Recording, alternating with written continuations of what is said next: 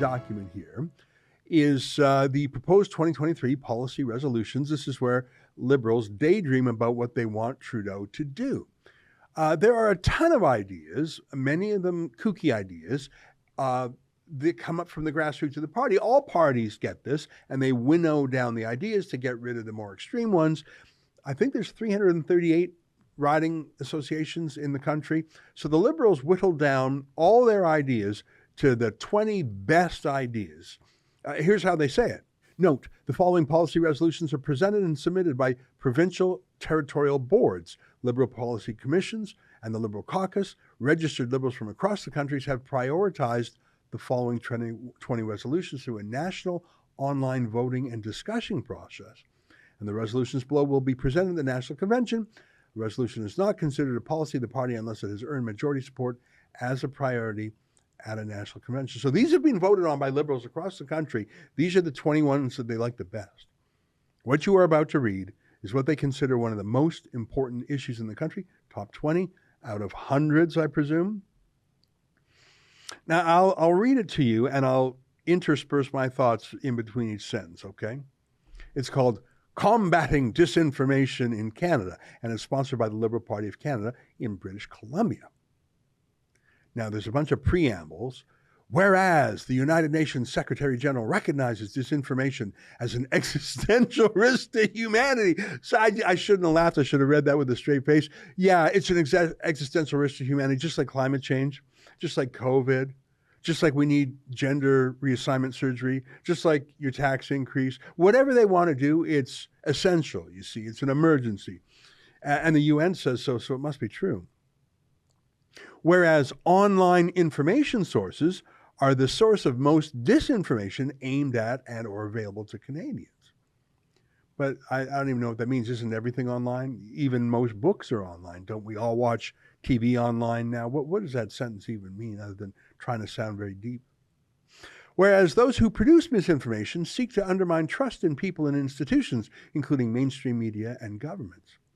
No, I disagree. First of all, you can disagree with and distrust government for good reasons. It's not misinformation. You just disagree with the establishment.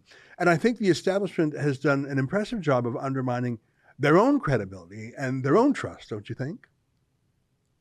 Whereas one recent poll found 44% of Canadians believe much of the information from news organizations is false, and 71% believe official government accounts of events are untrustworthy.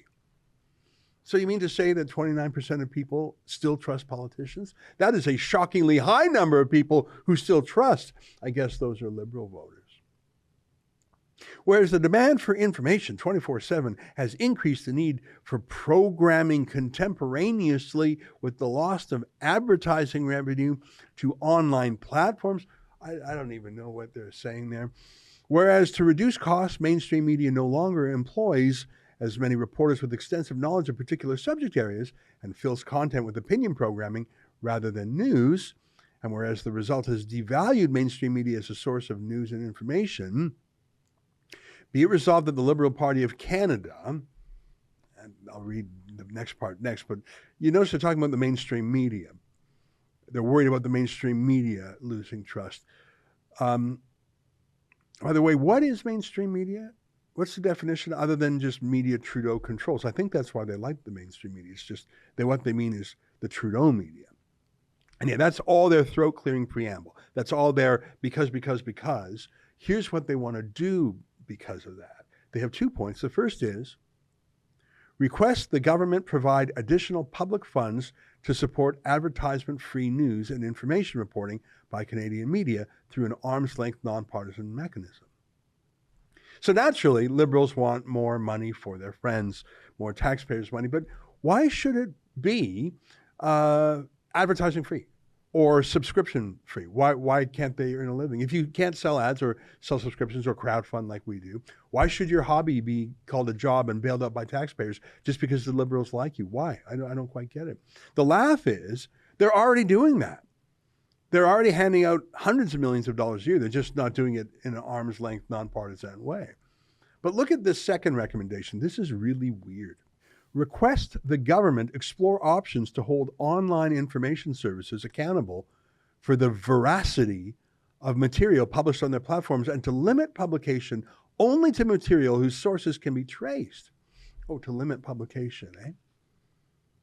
Now, it used to be that reporters would hold politicians to account. Citizens would hold politicians to account. We would all hold politicians to account. No longer, don't you see? Politicians will hold you to account. Politicians here will hold journalists to account. Politicians will tell reporters what is true or not about the politicians. Politicians will tell you what to believe or not. They'll demand to trace your information sources. What a laugh. Especially given that the very next policy idea in this booklet is to protect whistleblowers, except if the government will want to trace your whistleblowers, I guess, if he blows the whistle on them. What a bunch of little fascists in training. They're all in on it. You remember my story a couple of days ago about the CBC threatening Twitter? That if Twitter didn't delete certain tweets the CBC didn't like, the Trudeau government would punish Twitter? That's what the CBC threatened Twitter with.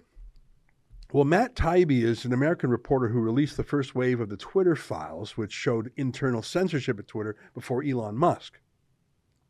He got in touch with us and sent us this. It's an internal email from Twitter Canada where the Twitter executive says they had reviewed the censorship demands by the CBC and found they didn't amount to anything. They were unreasonable. So the CBC threatened to sue them. During the call with Cam Gordon and myself, the CBC threatened legal action, so Cam and I ended the call. What? Why would the CBC, which is a news organization, call up Twitter and threaten to sue them, a private company, because they didn't censor people the CBC wanted them to censor? That's so weird. Why do we have to pay for that to begin with? But what has that got to do with journalism? That was an excerpt from the Ezra Levant show. I'm Ezra Levant. Every weekday, I do a monologue about the topic of the day. Then I interview a fascinating guest either in studio or via Skype. And then I read your mail, whether it's fan mail or hate mail, which is sometimes even more interesting. This is on our premium service, though, called Rebel News Plus. Go to rebelnewsplus.com. It's $8 a month or less if you buy a whole year in advance. You get my show every weeknight, plus Sheila Gunn Reid's show every week. It's called The Gun Show. It's pretty amazing. You know, we rely on you because we do not take a dime from the government. In Canada, that makes us almost unique.